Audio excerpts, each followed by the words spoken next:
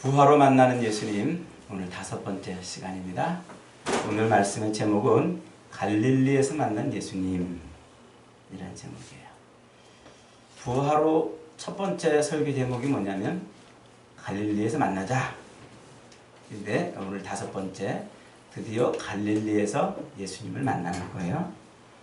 오늘 우리가 읽은 이 요한복음 21장은 요한복음의 결론이에요. 그런데 사실 4복음서의 결론이기도 해요. 그래서 오늘 본문 21장 한 장만 가지고도 설교를 한 10시간 이상 해야 될 방대한 분량인데, 이것을 제가 어제 밤새도록 오늘 1시간 내에 줄여보려고 애를 썼는데 도무지 안 되겠어요. 그래서 안 되겠다 싶어서 다음 한 주 더 본문을 가지고 설교를 해야 됩니다. 오늘은 부활하신 예수님이 제자들을 만나주시는 그 이야기에만 초점을 좀 맞춰서 설교를 하려고 합니다. 오늘 1절은 이렇게 시작해요. 그 후에 예수께서 디베랴 호수에서 또 제자들에게 자기를 나타내셨으니 나타내신 일은 이러하니라.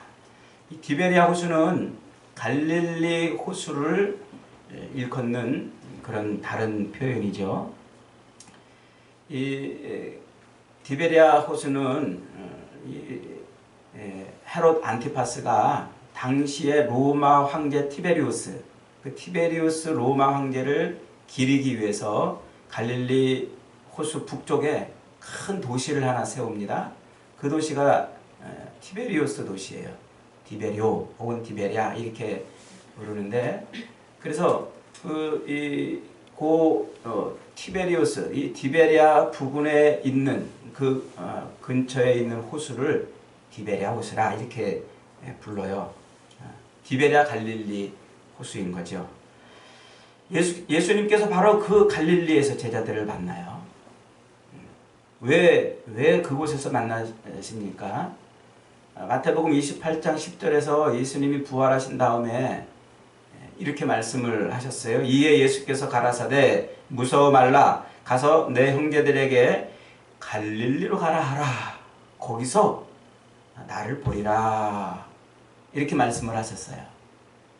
부활하신 후 첫 번째로 마주친 그 여인들에게, 야 빨리 제자들에게 가서 갈릴리에서 만나잔다고 전해라. 거기서 내가 너희를 만나겠다. 이렇게 말씀을 하셨어요. 그런데 재미있게도요, 예수님께서 갈릴리에서 만나자 라고 말씀하신 것은 부활하시고서 처음 이 여인들을 만나서 말씀하시기 이전에도 이미 말씀을 하셨어요. 제자들에게. 십자가에서 살아나신 후에 제자들보다 먼저 갈릴리로 가시겠다고 이미 예수님께서 말씀을 하셨어요. 마태복음 26장에 가면요, 마태복음 26장 31절로 32절에 가면 이런 말씀이 있어요. 때에 예수께서 제자들에게 이르시되 오늘 밤에 너희가 다 나를 버리리라. 기록된 바 내가 목자를 치리니 양의 떼가 흩어지리라 하였느니라. 그러나 내가 살아난 후에 너희보다 먼저 갈릴리로 가리라. 그러니까 지금 예수님께서 제자들을 모아놓고 마지막 유월절을 보내는 그 마지막 밤에 제자들에게 그들의 발을도 씻겨주시고 그들과 더불어 성찬식도 하시고 그들에게 많은 말씀을 하시면서 지금 이 스가랴 선지자의 예언을 하나 빌려다가 뭐라고 말씀하고 있냐면, 오늘 밤에 너희가 나를 버리리라. 기록된 바 내가 목자를 치리니 양떼가 흩어지리라. 내가 목자를 치리니 양떼가 흩어지리라 하는 이 스가랴 선지자의 그 말을 빌려다가 오늘 밤에 너희들이 다 나를 떠날 것이다. 그러나 내가 살아난 후에 너희보다 먼저 갈릴리로 갈 것이다.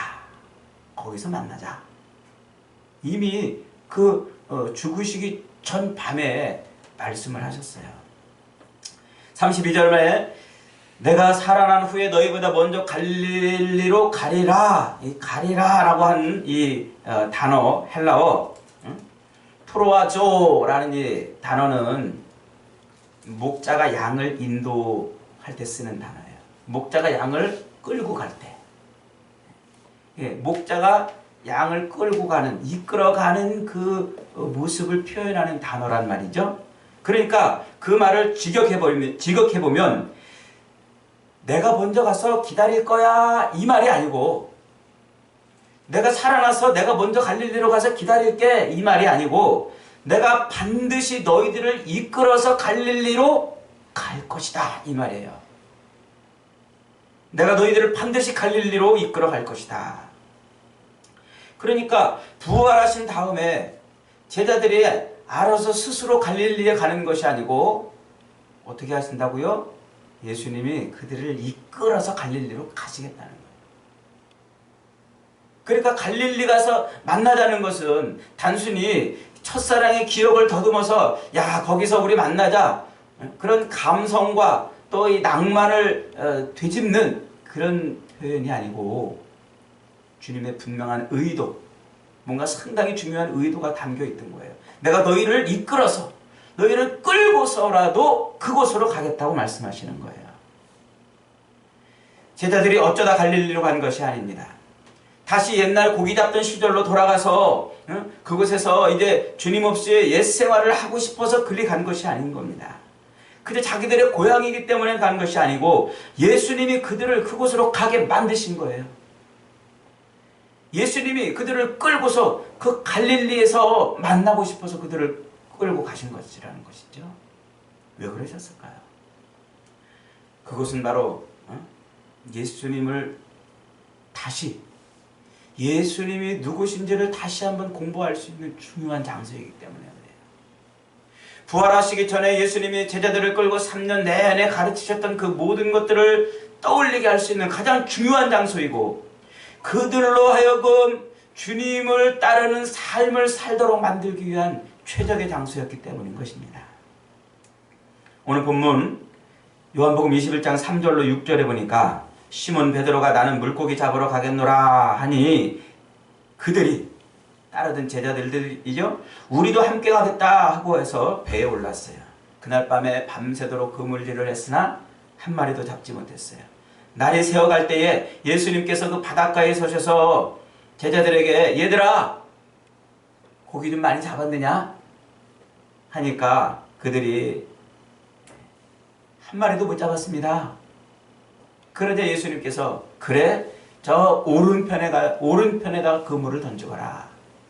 그랬더니 큰 물고기만, 세울 수 있는 자그마한 피레미들은 다 빼고 세울 수 있는 큰 물고기들만 153마리나 잡았다 그랬어요. 이 그림은 언제 한번 본 적이 있는 것 같지 않아요? 어디서 봤습니까? 누가복음 5장에서 제자들을 처음 갈릴리 바다에서 만날 때 예수님께서 많은 무리들에게 바닷가에 서서 설교를 쫙 하시고 밤새도록 그물을 내렸으나 한 마리도 잡지 못해서 피곤해 지쳐있고 생존의 그런 문제로 고민하고 있던 그 베드로의 배 위에 오르시기를 청하셨어요. 그리고서는 깊은 데로 가서 그물을 내려라. 피곤한 베드로가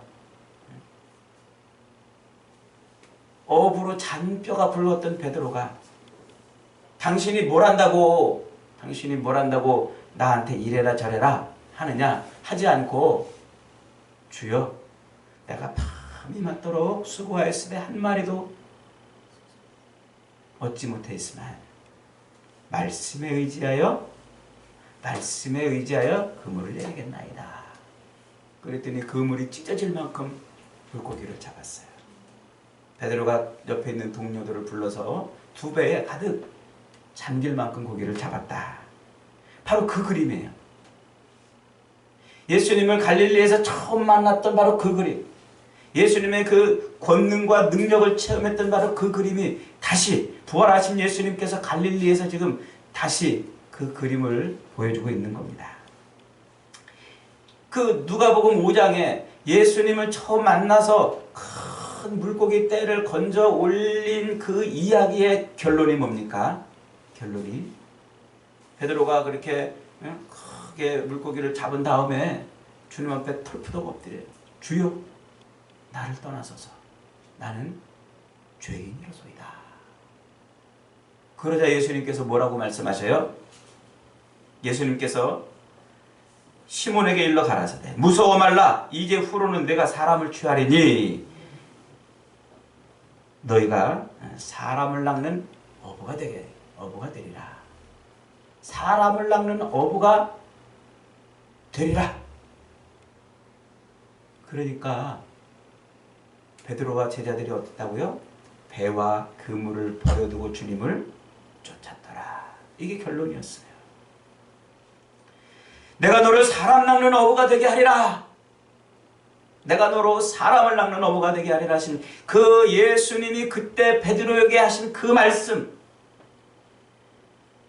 말씀을 이루시기 위해서 예수님은 다시 갈릴리 호수에 제자들을 모아놓으시고 그들에게 말씀을 하시는 거예요.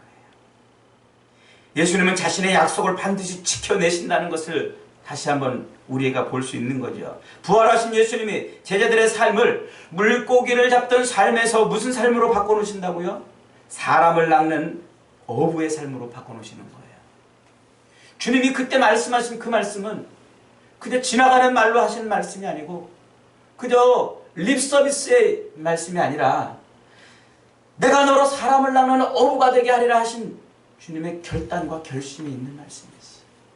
그의 인생을 송두리째 바꿔서 베드로의 인생을 송두리째 바꿔서 전혀 다른 삶을 살게 하시는 인생으로 바꿔놓고 말겠다 하시는 주님의 그 결단의 말씀이었어요. 이제 그 결단의 말씀을 이루게 하시는 거예요. 오늘 본문을 보니까 또 베드로가 주동이 되어가지고 나는 물고기 잡으러 가겠노라 그렇게 말합니다. 그랬더니 옆에 있던 제자들도 하나같이 딸랑딸랑 모여가지고 그래 함께 가자 같이 나섰습니다. 여러분 좀 이상한 생각이 안 들어요? 지금 예수님께서 부활하신 다음에 이 갈릴리에서 만나기 전까지 적어도 제자들을 3번이나 만났단 말이죠. 예루살렘 어딘가에서 제자들과 여러 번 만났습니다. 심지어 오늘 본문에 등장하고 있는 디두모라고 하는 도마는 내가 주님의 손에 내 손가락을 넣어보기 전에는 믿을 수 없노라. 주님의 옆구리에 내 손을 넣어보기 전에는 내가 주님 부활하신 것을 믿을 수 없느니라고 말씀하실 때 그 도마 앞에 나타나서 예수님이 자기를 보여주셨어요. 부활하신 예수님을 직접 만나고 그렇게 체험을 했던 제자들인데 지금 다시 갈릴리에 모여서 뭐하고 있는 거예요? 물고기 잡으러 가겠노라. 물고기 잡으러. 그렇게 부활하신 예수님을 만나고도 주님이 부활하신 것을 인해서 함께 자기들 눈으로 목도를 하고 있었음에도 불구하고 그들은 고향으로 돌아와서 다시 물고기를 잡으러 가겠다고 말씀하고 있어요. 그냥 그들은 자기 먹고 살 걱정에 자기 생계 걱정에 자기 삶의 걱정으로 그렇게 물고기를 잡으러 가겠다고 말씀하고 있는 거예요. 그런 그들을 향해서 주님이 말씀하시는 거예요. 내가 너를 선택했다. 내가 너로 사람을 낚는 어부가 되게 하겠다고 하지 않았느냐. 너를 놓을 수 없다. 너를 그냥 내버려 둘 수 없다. 나는 결코 너희를 그냥 내버려 두지 않을 것이다. 그래서 14절에 주님이 제자들을 3번 찾아왔다고 말씀하고 있어요. 3번. 3은 완전수라고 그랬죠? 완전한 수. 그러니까 예수님께서 내가 너희로 사람을 낚는 어부가 되게 하리라고 하신 그 약속의 말씀을 이루기 위해서 예수님은 그들을 끝까지 찾아오신 겁니다. 그들을 내버려두지 않고 그들이 옛생활로 다시 돌아가지 않도록 끝까지 찾아와서 그들을 지금 만나주시는 거예요. 창세기 3장에 가면은요, 아담과 하와가 범죄를 해요. 그리고서 하나님의 낯을 피해서 숨습니다. 풀로 나뭇잎으로 옷을 만들어서 그렇게 삽니다. 그때 하나님께서 아담에게 찾아오셔서 이렇게 말씀하세요. 아담아 어디 있느냐? 지금 그 그림이 다시 지금 여기서 재현되고 있는 거예요. 아담을 부르셨던 하나님, 아담을 찾으셨던 하나님, 그 하나님이 제자들에게 오셔서 지금 제자들을 다시 찾고 계시는 장면으로 우리에게 보여주고 있는 거예요. 여러분, 에덴 동산에서 하나님께서 아담이 어디 숨었는지를 몰라서 아담아 아담아 부르셨겠습니까? 그가 어디에 숨어 있는지, 어디에 들어박혀 앉아 있는지를 모르시기 때문에 아담아 아담하고 부르신 것입니까? 내가 너를 결코 내버려 두지 않겠다. 내가 너를 반드시 회복시키겠다. 너를 그 죄에서 건져내고 너로 새로운 삶을 살게 하겠다. 그 하나님의 결단의 말씀인 거예요. 아담아 어디 있느냐. 하나님은 그렇게 죄 지은 아담을 찾으셔가지고 끝내 그 아담을, 죄 없는 동물을, 죄 없는 짐승을 잡아서 그 가죽으로 옷을 해 입히십니다. 덮어주는 은혜죠. 가려주는 은혜입니다. 죄를 덮어주고 죄를 가려주는 거예요. 지금 이 갈릴리에서 제자들을 만나서 예수님께서 그 제자들에게 지금 그 옛날 있었던 그 일과 똑같은 일을 통해서 말씀하시는 말씀이 무엇입니까? 내가 너희들을 내가 불렀다. 너희들이 어쩌다가 나를 따라온 것 같고 우연히 따라온 것 같고 혹은 세상에서 좀 잘 먹고 잘 살아보려고 하는 그런 욕망으로 나를 따라온 것 같아도 내가 너희를 불렀기 때문에 나를 따라온 것이고 내가 그때 너희들에게 약속했다. 너희들에게 사람을 낳는 어부가 되게 하겠다고 말씀하신 거예요. 그 약속을 주님은 지금 이루고 싶은 것이죠. 사실 이 예수님의 그 십자가 죽음은 제자들이나 특별히 베드로에게는 감추고 싶은, 그리고 지우고 싶은 치명적인 부끄러움이 드러나는 일이었습니다. 마가복음 14장 27절부터 31절에 보니까 이에 예수께서 제자들에게 이르시되 너희가 다 나를 버리리라. 이에 기록된 바 내가 목자를 치린 양들이 흩어지리라 하였느니라. 아까 마태복음하고 똑같은 본문이에요. 그러나 내가 살아난 후에 너희보다 먼저 갈릴리로 가리라. 그렇게 말하자 베드로가 대뜸 나섭니다. 주님! 모두가 다 주님을 버릴지라도 나는 그렇지 않습니다. 난 주님을 끝까지 따르겠습니다. 그러자 예수님께서 이렇게 말씀하세요. 내가 진실로 진실로 네게 이르노니 네가 오늘 밤 닭이 2번 울기 전에 나를 3번 부인하리라. 주님, 모두가 다 주님을 버릴지라도 나는 주님을 버리지 않겠습니다 라고 하는 그 베드로의 그 절규를 안 믿어주는 거예요. 안 믿어주는 거예요. 그래? 네가 오늘 닭이 2번 울기 전에 나를 3번 부인할 거야. 그러자 베드로가 힘있게 말합니다. 이 힘있게 말했다는, 힘있게라는 표현은 따지듯이 말했다는 거예요. 자기를 안 믿어주니까 따지듯이, 주님, 내가 주와 함께 죽을지언정 주님을 부인하지 않겠나이다. 얼마나 베드로가 열받았으면, 아니 자기가 모두가 다 주님을 버려도 나는 주님을 안 버리겠습니다 그렇게 했는데 주님이 아이고 웃기고 있네. 너 오늘 밤 닭이 2번 울기 전에 3번 나를 부인할 거야. 베드로가 성질이 났어요. 주님! 내가 주와 함께 죽을지언정 주를 부인하지 않겠습니다. 그러자 그 옆에 있던 제자들도 이구동성으로 모두 하나같이 우리도 그러겠습니다 이렇게 했다는 거예요. 우리도 그러겠습니다. 힘주어서 2번씩이나 모두가 주님을 버릴지라도 주님을 버리지 않겠다. 내가 죽을지언정 주님을 부인하지 않겠다고 했던 그 맹세가, 그 고백이 불과 몇 시간 뒤에 처절하게 무너지는 것을 볼 수 있어요.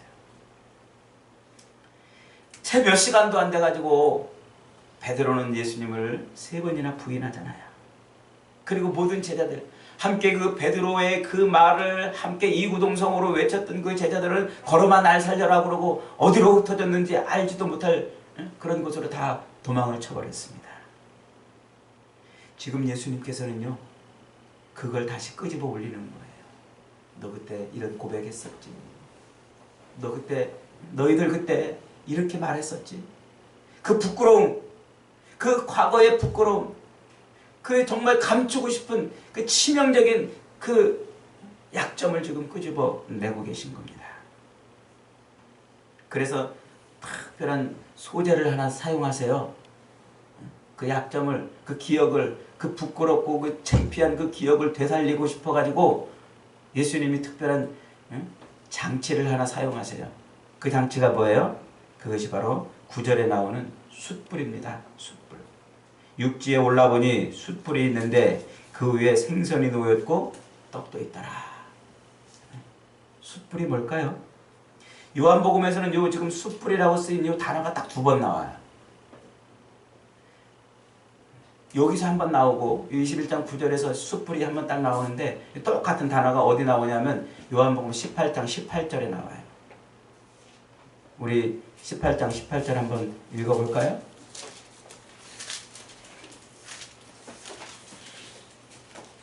시작. 그때가 추운 고로 종과 아랫사람들이 불을 피우고 서서 쬐니 베드로도 함께 서서 쬐더라. 여기서는 그냥 불을 피우니 이렇게 번역을 해놨는데 이게 똑같은 단어예요. 그러니까 예수님이 그 밤에 잡히셔가지고 대제사장 집으로 끌려갔어요. 근데 그곳에 들어갈 수 없는데 그 대제사장과 일면식이 있었던 어떤 제자가 베드로를 그 집 안으로 끌어들입니다. 그 베드로를 못 들어가게 막았던 그 여종, 문지기 여종에게 사바사바 해가지고 그 대제사장 집으로 들어갑니다. 그때 그 문지기 여종이 베드로를 딱 보더니 너도 저자와 한패 아니냐?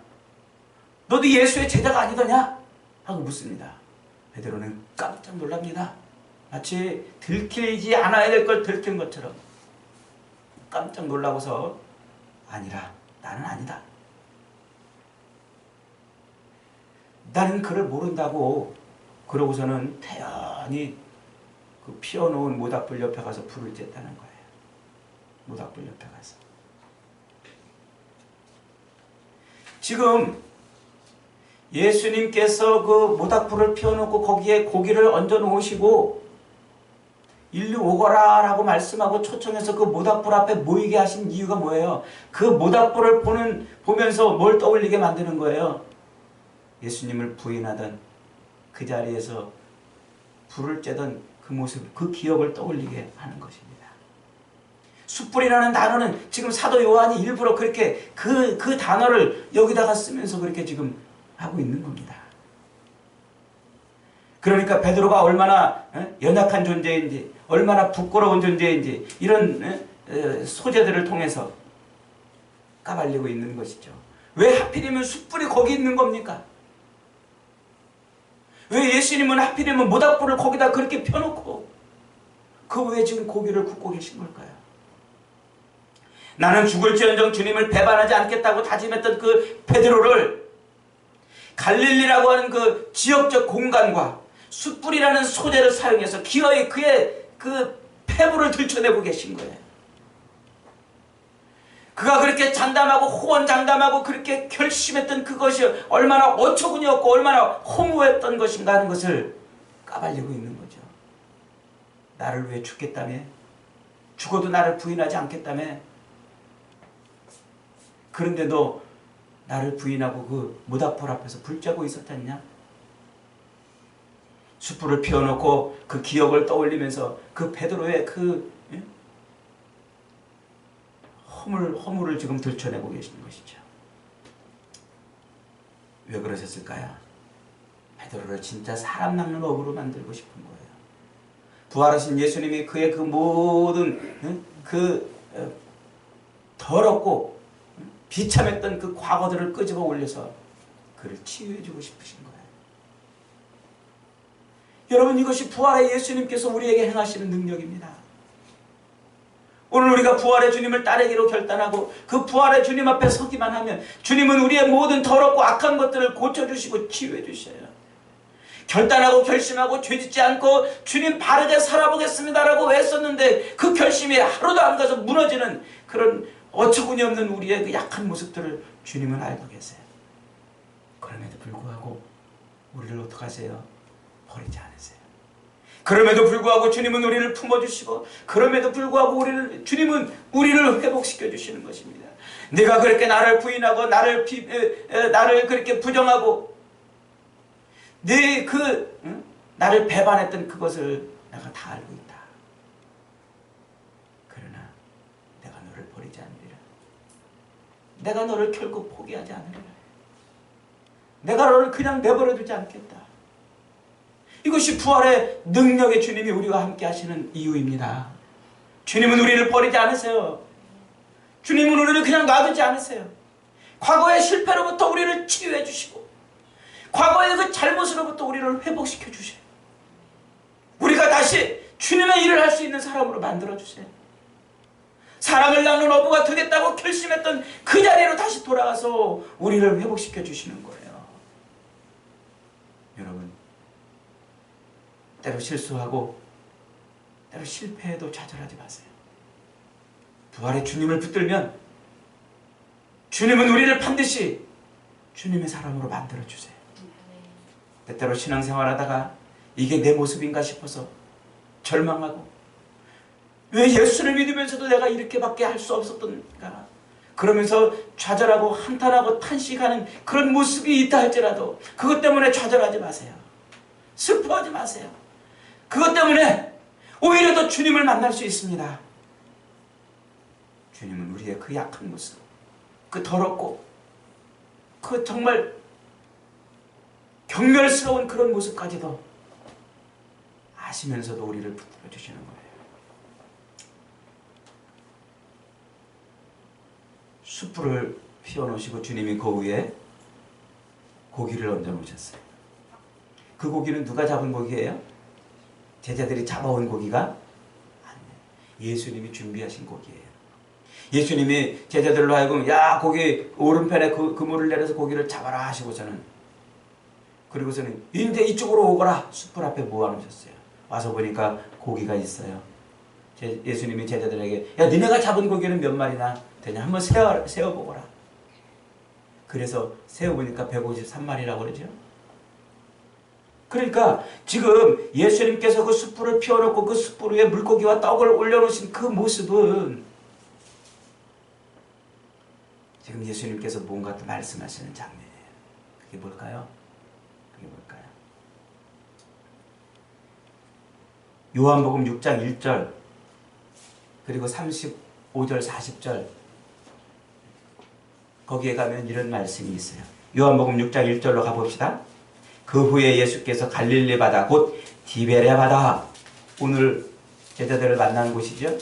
그 갈릴리 바다 곧 디베레 바다 건너편으로 가시매 11절입니다. 예수께서 떡을 가지사 축사하신 후에 많은 앉은 자들에게 나눠주기도 하시고 고기도 그렇게 저희들에게 원대로 주시냐. 오병이어의 역사를 일으키신 거죠. 35절입니다. 예수께서 가라사대 내가 그 생명의 떡이니 내게 오는 자는 결코 줄이지 아니할 터요 나를 믿는 자는 영원히 목마르지 아니하리라. 그러니까 그 옛날 갈릴리 바다 그 갈릴리 호수 건너편에서 오병이어의 기적을 일으키고 내가 곧 생명의 떡이라 나에게 오는 자는 영원히 줄이지 아니하리라 목마르지 아니하리라고 했던 그 일으켰던 기적을 다시 한번 지금 떠올리게 하는 것이죠. 바로 지금 이 장소 건너편에서 보여줬던 그 이 오병이어의 사건을 기억나게 하시는 것입니다. 내가 생명의 떡이라 내게 오는 자는 줄이지 아니하고 나를 믿는 자는 영원히 목마르지 아니하리라. 떡이다. 내가 물고기다. 이야기하고 있는 것입니다. 먹고 살기 위해서 물고기를 잡으러 간 제자들에게 내가 바로 하늘의 양식이라고 말씀하는 거예요. 나를 먹어야 산다고 말씀하고 계시는 거예요. 사람을 낚는 어부로 부르신 예수님께서 제자들에게 당신의 살과 피를 나누어주고 계시는 것이죠.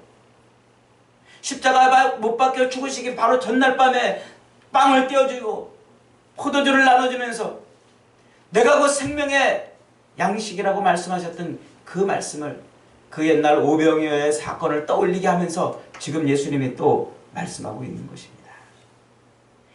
부활하신 예수님을 두 번씩이나 만나고도 여전히 물고기를 잡기 위해서, 자기들의 먹고 살 국민을 위해서 고향에 온 그 갈릴리에서 다시 물고기 잡으러 간 그 제자들에게 내가 생명의 양식이라고 말씀하고 있는 거죠. 내가 생명의 양식이다. 나를 먹지 않고는, 나를 양식으로 삼지 않고는 너희는 살 수 없는 존재가 된다고 말씀하고 있는 거예요. 그래서 예수님이 제자들에게 이렇게 말씀하세요. 5절을 보십시다. 오늘 21장 5절 다시 한번 봅시다. 예수께서 이르시되 얘들아 너희에게 고기가 있느냐? 대답하되 없나이다. 얘들아 너희에게 고기가 있느냐? 그 얘들아라는 말은요, 파이디아예요. 파이디아. 파이디온이라는 말 들어봤죠? 애기를 아주 젖먹이 애기를 말할 때 파이디온, 파이디아 이렇게 말해요. 젖먹이 애기. 예수님께서 그 젖먹이 애기를 품에 안으시고 이런 말씀을 하신 적이 있어요. 이 어린아이와 같지 않으면 천국에 들어갈 수 없느니라. 뭔 얘기를 하고 싶으신 걸까요? 그 젖먹이 어린애는 절대적으로 부모 의존 존재입니다. 부모의 품을 떠나서는 살 수가 없습니다. 젖먹이 어린아이는 그 부모에게 모든 걸 의탁하고 부모가 주는 걸 가지고서 부모가 자기 생명의 생명줄인 거예요. 부모 없이는 살 수 없는 그런 존재이죠. 부모에게 절대 의존적인 존재가 바로 파이디아예요. 예수님은 지금 제자들 다 커가지고 30이 넘은 제자들에게 지금 그 젖먹이 어린애를 부르는 그 말로 그들을 부르고 계셔요. 얘들아 너희 힘으로 사는 것이 아니야. 앞으로 살아가는 너희들의 삶은 너희의 힘으로 사는 것이 아니고 나의 힘으로 사는 것이다. 나의 힘으로. 여러분 우습지 않아요? 저 이 장면을 이렇게 읽다가 갑자기 웃음이 터져 나왔어요. 젖먹이 애기, 자기 목도 제대로 못 가누는 애기가 자기한테 우유를 먹여주고 있는, 젖을 먹여주고 있는 그 엄마를 빤히 쳐다보면서 엄마 좀 기다려봐. 내가 금방 엄마 효도할게.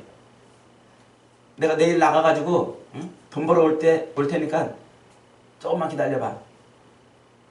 엄마 내가 절대로 엄마를 그냥 놔두지 않을 거야. 그런다고 생각해보세요. 그런다고. 그러니까 베드로가 다 주님을 떠난다 할지라도 나는 주님을 떠나지 않겠습니다. 내가 죽을지언정 주님을 부인하지 않겠습니다 라고 말했을 때 예수님이 얼마나 우스고 그 말을 우습게 들었겠느냐. 젖먹이 같은 존재가 그러고 있으니 말이죠. 주님은 그런 어린아이, 정말 부모의 절대적인 도움이 아니면 살 수 없는 그런 존재 같은 우리에게 내가 너희의 생명의 주가 되겠다. 내가 너희의 양식이고 생명의 주다. 지금 말씀하고 있는 거예요. 여러분, 부활의 주님은 우리의 생명의 양식이에요.